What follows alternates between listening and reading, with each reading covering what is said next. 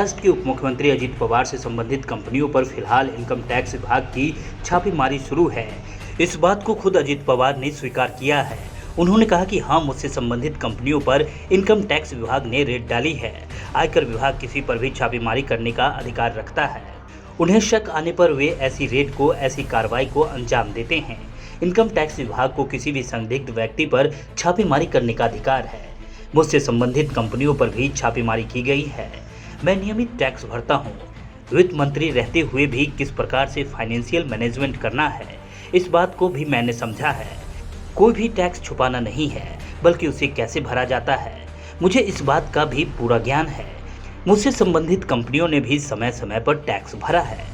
बावजूद इसके राजनीतिक द्वेष की भावना से यह रेड की कार्रवाई की जा रही है। अजित पवार ने कहा कि मेरी कंपनियों पर छापेमारी की गई, इसका मुझे अफसोस नहीं है, लेकिन मेरे रिश्तेदारों पर क्यों रेड डाली गई? उनका कोई भी संबंध न होते हुए यह रेड डालना उचित नहीं है। इतने निचले स्तर की राजनीति मैंने कभी नहीं देखी। सरकार आती है और जाती है, लेकिन यहाँ जनता ही सब कुछ है। जनता हमेशा उचित निर्णय लेती है।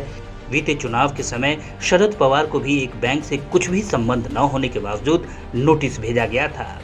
इनकम टैक्स विभाग ने जिन कंपनियों पर छापेमारी की है, वे सभी शुगर मिल हैं, जो अजित पवार या उनके करीबियों से संबंधित है। शुगर मिल कारखाने के डायरेक्टर के घर पर इनकम टैक्स विभाग की छापेमारी की कार्रवाई शुरू होने की जानकारी प्रकाश में आई है। पुणे जिले में दौंड शुगर्स, अहमदनगर में अंबालिका शुगर्स, सतारा जिले में जरअंदेश्वर शुगर फैक्ट्री और नंदुरबार के निजी कारखाने पुष्पनिंदेश्वर शुगर्स में छापेमारी शुरू है। कुणावर छापेमारी करावी हा आयटीचा अधिकार आहे। जर आयटीला कुठं काही छापेमारी करत असताना काही शंका कुशंका आली तर ते छापेमारी करू शकतात।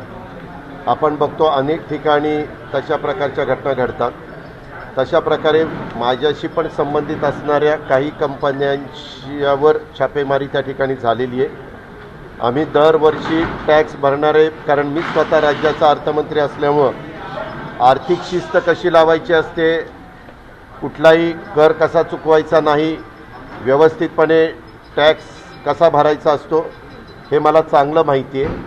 आणि त्याच्यामुळे माझ्या सगळ्या कंपन्या, माझ्या संबंधित असणाऱ्या अनेक कंपन्यांच्या टॅक्स व्यवस्थितपणे वेळच्या वेळेला भरले जातात।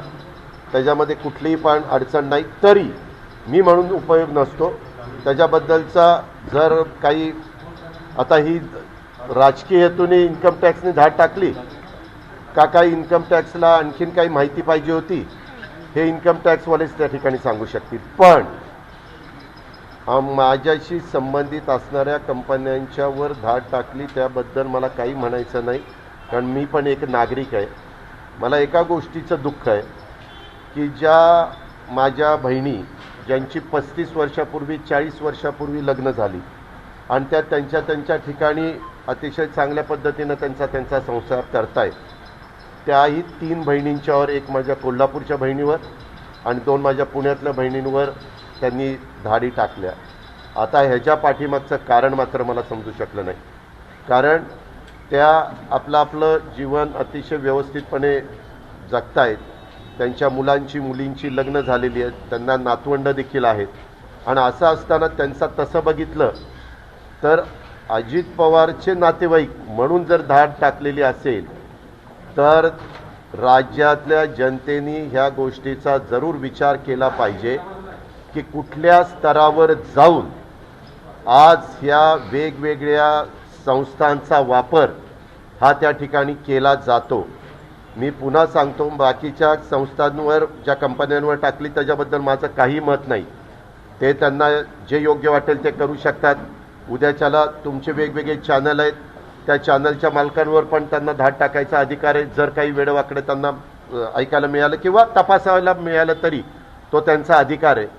पण ज्यांचा तसा अर्थार्थी काही संबंध नाही त्याचे मात्र मला निश्चितपणे वाईट वाटतं की इतक्या खालच्या पातळीवर जाऊन कोणी राजकारण करू शकतं हे मला आजपर्यंत कळलेलं नाही आहे। अनेक सरकारे येत असतात, सरकारं जात असतात, शेवटी जनता सर्वस्व आहे। जनता ज्याला जो योग्य वाटतं तो निर्णय त्या ठिकाणी घेत असतं।